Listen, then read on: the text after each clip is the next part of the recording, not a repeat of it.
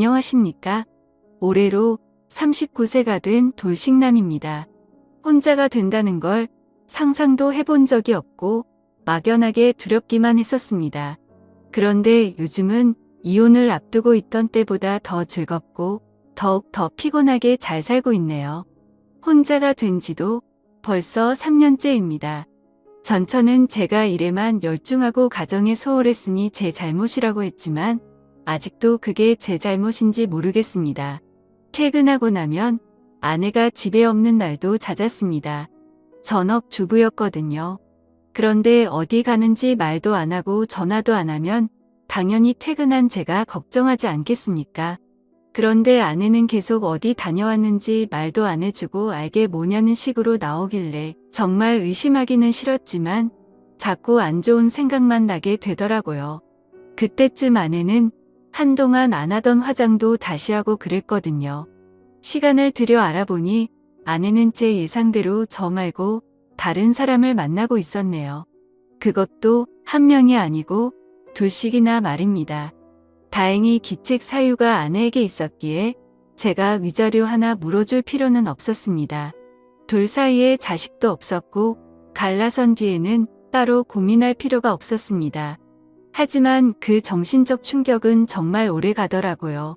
집에 퇴근하면 혼자가 된 외로움보다 더 견디기 힘들었던 건 집안 구석구석 그대로 남아있는 아내의 흔적 때문이었습니다. 분명 우리도 서로 사랑한 날이 있었을 텐데 어디서부터 잘못된 건지 알팡도가 전혀 없었지요. 결혼했으니 두 사람 행복하게 잘 살아보자고 그렇게 열심히 일을 했는데 그 목표가 사라지니 뭘 해야 할지 모르겠더라고요. 행하고 한계까지 도는 외로운 집 구석보다 더 힘들었던 건 주변에서 저를 걱정한답시고 안부를 물어오는 사람들이었습니다. 잊을만 할래 치면 저한테 괜찮냐 마음 정리는 다 된 거냐 물어오는 사람들이 참 가식적이게 느껴지기까지 했습니다. 그래서 잘 다니고 있던 회사마저 그만두게 되었습니다. 가끔씩 숨이 턱턱 막혀오고 그러는 게 공황 발작까지 오게 되니 정말 아무것도 못하겠더라고요. 그리고 결국에는 둘이서 시작한 집까지 팔아버리게 되었습니다. 외로움을 더 느끼고 싶지도 않고 아내의 흔적도 한 번에 날려버릴 계획이었어요. 불행 중 다행인지 10년에 가까운 세월이 지난 지금의 집값이 무지막지하게 올랐더군요.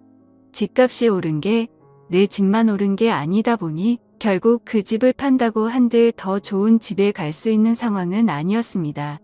그래도 한동안은 일 같은 거 하지 않아도 충분히 놀고 먹을 만큼의 시세 차익을 얻을 수가 있었네요. 부모님도 뭐하러 서울 바닥에 붙어 있냐고 직장도 그만뒀으면 그냥 고향으로 돌아오라고 하셨지만 그래도 혹시나 싶어서 몇 년간은 더 지내보자 싶었습니다. 어차피 별 볼 일 없으면 다시 고향으로 내려갈 것이고 그 사이에 시세 차익으로 돈을 벌어봐야 얼마나 벌겠냐는 생각이 들었어요. 그리고 혼자서 집안일하고 청소하고 하는 것도 귀찮으니 넓은 집은 구할 필요가 없겠더라고요. 그래서 그냥 적당한 위치에다가 원룸 월세방을 구하게 되었습니다. 아파트에 비하면 아내와 제가 쓰던 안방만도 못한 사이즈의 원룸이었지만 마음마름은 오히려 치유되는 느낌이 들어서 참 좋았네요. 혼자 살게 되면서 편한 점도 많았지만 가장 불편했던 건 바로 식사였습니다. 그래도 전처가 밥 하나만큼은 잘 차려줬거든요. 그때는 인스턴트 같은 건 생각도 못하고 집밥을 먹었는데 지금은 인스턴트가 거의 주식이 되어버렸습니다. 대부분의 식사는 편의점 도시락으로 때우거나 전자레인지로 데우기만 하면 되는 즉석 식품들 위주로만 식사를 챙겨 먹게 되었어요. 사실 처음에는 장도 봐오고 패인 같이 살지 않으려 노력했습니다. 그런데 아무래도 혼자 지내다 보니 식재료 같은 건 또 너무 많이 남더라고요. 한 끼만 먹으면 되는데 재료는 뭐 그렇게 많이 남는지 그렇다고 조금밖에 사지 않으니 그건 또 밥해 먹을 때마다 장 보러 왔다 갔다 하는 게 참 힘들었네요. 큰 맘먹고 상다리 휘어지게 차려도 혼자 먹는 건 기분도 안 나고 친구들을 부르자니 친구들도 다 가정이 있는지라 좀처럼 쉽게 나오지 못하더라고요. 먹는 게 참 중요한 것이 맨날 똑같은 편의점 음식만 먹다 보니 나중에 가면 편의점 근처에만 가도 속이 더부룩하고 물리더라고요. 애초에 집까지 팔아치우고 혼자 지내게 된 게 아내가 떠났다고 해서 패인 같이 지내지 말고 잘 지내보자고 그런 건데 오히려 무기력함은 그때보다 더 강하게 저를 괴롭히기 시작했습니다. 그나마 편의점 도시락 중에 반찬 구성이 가장 괜찮은 게 있어서 그걸 자주 먹었는데 그날은 편의점에 갔는데 제가 매번 먹는 그게 없더라고요. 다른 건 다 튀김에 느끼한 것들 위주라서 다른 편의점에 뭐라도 있나 찾으러 가봐야겠다 싶어서 발걸음을 옮겼습니다. 그렇게 다음 편의점에 다다르기 전에 길목에 있는 김밥집에 눈이 돌아가더라고요.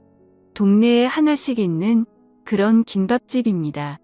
김밥으로 시작해서 각종 분식류의 식사료까지 수많은 메뉴들을 취급하는 그런 가게요. 편의점 도시락에 비하면 2배 가까이 되는 금액이기는 하지만 또 언제까지 도시락만 먹겠나 하는 생각이 들어서 큰 맘먹고 가게 안으로 들어갔습니다. 대학 시절부터 전처와 연애하던 시절 결혼 후부터 회사 생활을 하는 지금까지 여태까지 밖에 나가서 혼자 밥을 먹어본 적이 없었습니다. 상상도 해본 적이 없었는데 김밥 가게 안에 들어가니 저 말고도 혼자서 식사를 하는 사람이 여럿 있더라고요. 아침 드라마에서 여주인공의 철없는 친구나 친척 정도로 나올 법한 애매하게 이쁘장한 아줌마가 저에게 반갑게 인사를 해주며 맞아주더라고요. 제 기억 속에는 보통 김밥 가게 아줌마들은 빨리빨리 하면서 성질이 급하고 퉁명스러운 그런 이미지였는데 그 여자만큼은 조금 달랐습니다. 활짝 미소 지으면서 반겨주는 모습에 저까지 다 기분이 좋더라고요. 오랜만에 친절한 미녀를 봐서 그런가 자꾸 신경이 쓰이더라고요. 그녀 말고도 다른 아줌마들도 많았습니다. 김밥 주문받고 김밥 말아주는 아줌마부터 주방에서 새빨갛게 익어서 음식하시는 아줌마도 있었는데 뭐 그러다 보니 그녀의 미모가 한층 더 돋보이기도 했지요. 저 말고도 다른 손님들한테도 사근사근 인사하면서 물은 셀프라고 써있는데도 물 한 컵씩 새로 받아서 가져다 주는데 그 모습이 참 착하고 친절해 보이더군요. 종이로 된 메뉴판을 저한테 주고 갔는데 이 많은 메뉴가 정말 다 되는 건가 싶을 정도로 종류가 많았습니다. 매번 편의점 도시락만 먹다가 그래도 음식점다운 음식점에 오니까 모든 메뉴가 다 맛있어 보이더라고요. 여기서 하루에 메뉴 하나씩만 사 먹어도 한 달 가까이는 겹치는 거 없이 새로운 음식을 먹겠다는 생각이 드니 왠지 더 입맛이 돌기 시작했습니다. 혼자 식사하는 사람도 많으니 혼자 밥 먹는 꼴이 궁상마저 보이지도 않을 것 같고 무엇보다 저를 반겨준 예쁜 아줌마가 있으니 그녀를 보러라도 매일 같이 와야겠다는 생각이 들었어요. 제육 덮밥이 참 맛있었는데 전자레인지에 데워 먹던 거랑은 비교가 되지 않더라고요. 매번 편의점 걸 먹을 때마다 좀 더 매웠으면 했는데 여기는 청양고추도 송송 썰어주고 더 맵게 해달라면 맵게 해주니 참 좋았습니다. 땀을 뻘뻘 흘리면서 먹었어요. 저를 반겨준 그 여자는 매주 목요일 일요일 이렇게 이틀을 쉬는 것처럼 보였습니다. 모처럼 먹으러 갔는데 그녀가 없으면 좀 아쉽더라고요. 그래서 일부러 그날은 빼고 그녀가 출근하는 날에만 가서 밥을 먹게 되었습니다. 하루는 또 땀을 뻘뻘 흘리면서 제육 덮밥을 먹고 있는데 주방에서 일하시는 아줌마가 밖에 나오더니 저한테 친한 척을 하더라고요. 제가 매번 청양고추 넣어서 해달라고 하는 데다가 매일 같이 와서 같은 걸 먹고 가니까 아줌마도 제가 참 신기했나 봅니다. 저를 청양고추 총각이라고 불렀었는데 저한테 총각은 왜 맨날 혼자서 밥 먹으러 오냐고 물어보더라고요. 그래서 아줌마의 질문에 제가 총각은 맞는데 얼마 전에 반품돼가지고 총각이 된 거라고, 그래서 이렇게 혼자 오는 거라고 대답을 했어요. 그 정도면 충분한 대답이 되었을 거라 생각했습니다. 그러자 아줌마가 생긴 게 어려 보여서 여죽 총각인 줄 알았다면서 우리 막내도 반품돼서 처녀인데 둘이 하면 잘하겠다고 하면서 저와 그녀를 약간 핑크미 분위기로 몰아가더라고요. 그녀는 앞서 말한 대로 상당한 미인이었습니다. 김밥집에서 일하다 보니 화장을 거의 안 하고 다니는데 화장을 안 해도 어지간히 그녀보다 예쁜 사람은 보기 힘들 정도예요. 조금 마른 제형이라서 억척스러워 보이기는 하는데 그래도 키가 크니까 김밥집 유니폼에 앞치마를 메고 있는데도 오태가 살더라고요. 딱 봐도 화장하고 꾸며 놓으면 어디 가서 빠지지 않을 만한 여자라고 생각했었습니다. 그런데 아무튼 아줌마들이 그녀와 저를 이어주려는 분위기가 조성되었고 어쩌다가 둘이 눈이 마주쳤는데 그 여자가 살짝 웃으면서 부끄러워하는데 멈춘 줄 알았던 제 마음이 유동을 치기 시작하는 겁니다. 혼자가 된 지도 꽤 오래되기도 했지만 그녀가 그동안 보여준 친절함과 예쁜 미소가 알게 모르게 제 스스로 그녀에게 빠져들게 만들고 있었던 것 같네요. 나중에 알고 보니 아줌마들은 제가 그녀가 일하는 날만 골라서 오는 걸 눈치채고는 그녀와 저를 애초에 이어줄 생각을 가지고 있었나 봅니다. 다 티가 났었나 봐요.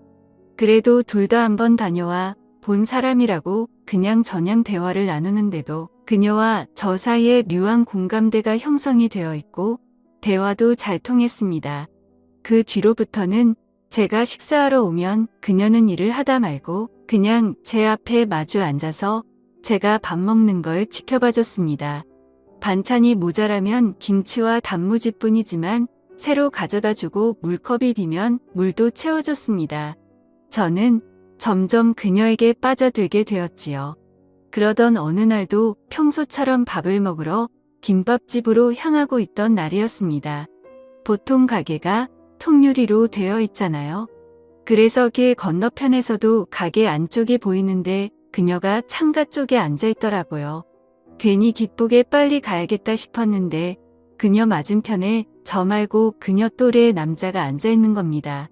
그녀의 얼굴에는 미소가 가득 차 있었고 무엇보다 그녀가 마주 앉아 있는 남자의 빗물컵에 물을 채워오는 모습을 보게 된 거죠. 그때 당시 그녀와 저는 묘한 기류가 흐르긴 했지만 아무런 사이도 아니었는데 괜히 그녀가 전처가 제게 그랬던 것 마냥 저를 배신했다는 느낌을 받았습니다. 온몸이 부들부들 떨리고 그 자리에 서 있을 수가 없더라고요. 그렇게 발길을 돌려서 집으로 돌아왔습니다. 그날 이후로 저는 김밥집에 발길을 끊었습니다. 괜히 그 여자와 다시 새로운 삶을 꿈꾸려 했던 제가 다 바보 같다는 생각이 들었어요. 저는 그냥 그녀가 친절하게 대해주는 여타 다른 손님들과 다를 바가 없는 사람이었는데 저만 특별하다고 생각했던 거였으니까요. 하지만 또 편의점 음식을 먹고 싶지가 않더라고요. 그래서 그날 이후로는 번거롭지만 장을 봐서 직접 음식을 해먹기 시작했습니다. 다시 사람답게 살아야겠다 결심을 했었거든요. 편의점 밥만 먹다간 이런 폐인 같은 생활을 청산할 수가 없을 거라고 생각했고 제가 직접 밥을 해먹는 것부터가 새로운 삶을 시작할 준비라고 생각했었습니다. 혼자서 음식을 하고 그 밥을 먹으려니 이미 벌써부터 질리기 시작했습니다. 제가 요리를 잘 못하는 것도 있지만 이미 음식을 하면서 그 과정에 질려서 식욕이 뚝 떨어지더라고요. 제가 음식을 해도 괜찮으니 같이 먹어줄 사람 한 명이라도 있었더라면 하는 생각이 마구마구 들었습니다. 요리 솜씨는 조금 나아졌을지언정 밥 먹는 재미를 점차 잃어가고 있던 어느 날이었습니다. 이 메뉴 저 메뉴다 해보다가 갑자기 김밥집에서 먹던 제육덮밥이 생각나서 그걸 한번 만들어 먹어볼까 하고 장을 보러 나갔어요. 한참 고기는 어디 부위를 쓰는 게 맞는 건가 하면서 포장된 고기를 보고 있는데 누가 제 등 뒤를 쿡 지르더라고요. 고개를 돌린 곳에는 김밥집의 아름다운 그녀가 제 뒤에 서 있었습니다. 처음 제게 보여줬던 그 미소를 보여주면서 제게 인사를 건넸어요. 요즘 바쁘냐면서 통각에 오지를 않으신다고 무엇이 있는 건 아니냐며 저를 걱정해 주더군요. 전처가 제게 그랬던 것처럼 뻔뻔하게 거짓말을 하고 있는 것 같아서 괜히 화가 났습니다. 사실 그녀가 잘못한 건 아무것도 없는데 그동안의 외로움과 제 과거의 트라우마가 교차하면서 아무 잘못도 없는 그녀에게 화를 내기 시작했죠. 그때 그 남자하고는 잘 돼가고 있냐 빈정거리면서 저 말고도 남자가 많아 보이는데 저까지 신경 쓸 결의를 있냐고 빈정거렸습니다. 그런데 그녀는 제가 무슨 말을 하는지 전혀 몰라 하더라고요. 오히려 빈정거리는 저를 무시해버려도 되는데 그녀는 오해가 있는 것 같다면서 제가 무슨 말을 하는 건지 모르겠다 하더라고요. 그래서 제가 얼마 전에 가게에서 다른 남자와 마주 앉아서 밥을 먹지 않았냐고 저 말고도 작업권은 남자가 많은 것 같은데 저는 직업도 없고 아무것도 없는 백수니까 그 번지르를 한 사람하고나 잘해보라고 말했어요. 그건 제 오해가 맞았습니다. 그녀는 그저 보험 설계사로 찾아온 손님과 이야기를 나눈 것이고 물을 떠다 준 게 아니라 믹스커피 한 잔을 가져다 준 거라고 설명했어요. 그녀는 저 말고는 일하는 시간에 같이 마주 앉아서 식사를 하는 사람은 저밖에 없다고 하는 겁니다. 다른 아줌마들이 저랑 그녀를 이어주기 위해서 그것만큼은 특별히 허락을 해줬던 거라고요. 그리고 그녀도 제가 싫지 않아서 제가 식사할 때면 마주 앉아서 반찬도 가져다 주고 물도 떠주고 한 거였는데 오히려 그녀는 제가 말도 없이 가게를 찾아오지 않아서 자기를 가지고 눈꽃만 생각해서 마음 아파하고 있었다고 하는 겁니다. 그러더니 그녀는 가게에 전화를 걸더라고요. 이만 퇴근해도 되냐고 물어보고는 그 남자랑 같이 있다고 하는 거 보니 저를 만났다고 말하는 것 같았습니다. 잠깐 아줌마들이 음료수가 먹고 싶다고 해서 사러 마트에 온 건데 지금 본대로 퇴근했다고 말하고 오랜만에 둘이 식사나 하러 가자고 하더군요. 그러다 그녀가 카트 가득히 쌓여있는 식재료를 보고는 그러면 그동안 가게에 안 오고 혼자서 밥을 해 먹은 거냐고 물어보더라고요. 그래서 그렇다고 말하고 오늘은 사실 제육 덮밥을 따라 만들어 먹어보려고 했다고 말을 했어요. 그러자 그녀가 그러면 나가서 괜히 돈 주고 사 먹지 말고 자기가 직접 솜씨를 발휘해 보겠다고 말하고 저도 집에서 가끔 만들어 먹을 수 있게 방법도 알려준다고 하는 겁니다. 그렇게 정신을 차리니까 그녀가 제가 혼자는 집까지 따라왔더라고요. 그렇게 반품된 남자와 여자가 서로에게 관심을 가진 채 단 둘밖에 없는 공간에 들어오게 된 겁니다.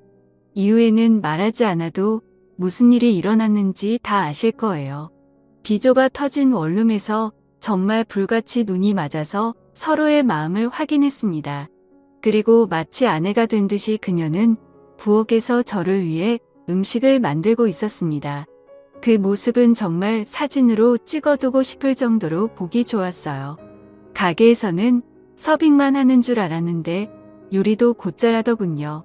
언제 고기를 뒤집어야 하는지 불맛을 내려면 언제 어떻게 뒤집고 재료를 언제 넣어야 하는지 이런저런 설명을 해주면서 제가 사온 재료들을 활용해가며 저희 냉장고를 꽉꽉 채워줬습니다. 6가지 음식을 다 해버리고 나니 그녀도 녹초가 돼가지고 제 옆으로 다시 눕더라고요. 정말 둘이 얼마나 녹초가 된 건지 밥 먹을 입맛이라고는 서로 돌지가 않고 그냥 그 자리에서 뻗어버리고 싶은 생각밖에 없었습니다. 그리고 저는 그녀에게 다시 한번 정중하게 사과했습니다. 아내가 저를 배신을 해서 그게 안 좋은 기억으로 남아서 예민하게 반응을 했던 것 같다고요. 그리고 나에 대한 그녀의 마음에 확신이 없었기에 그렇게 성급하게 오해를 했고 그 화풀이를 한 것 같아 정말 미안하다고요. 그녀는 저한테 사과할 필요 없다고 그녀 또한 그녀와 제가 한참 좋았는데 제가 찾아오지 않아서 혹시 전처와 재결합을 했을 거라고 생각해서 마트에서 말을 걸기 어려웠다고 말을 했습니다. 그런데 그녀가 너무 예뻐 보여서 그녀를 꼭 안아줬네요. 먹는 게 참 중요하다 싶은 게 결국 그녀와 저는 밥 때문에 인연이 시작되었고 이렇게 서로의 곁을 지켜주게 되었잖아요. 그때 제가 편의점에서 아무거나 사 먹었다면 그녀와는 지금 그 어떤 인연도 없었을 겁니다. 사람 일은 알다가도 모르겠고 참 재미있는 것 같아요. 그녀나 저나 다시는 사람을 믿지 못할 거라 생각했는데 이렇게 또다시 서로의 등을 지켜주는 인연이 되었습니다. 다 포기한 인생이었는데 이젠 그녀를 위해서라도 다시 열심히 살아가야 할 것 같습니다. 지금까지 제 사연을 읽어주셔서 감사합니다.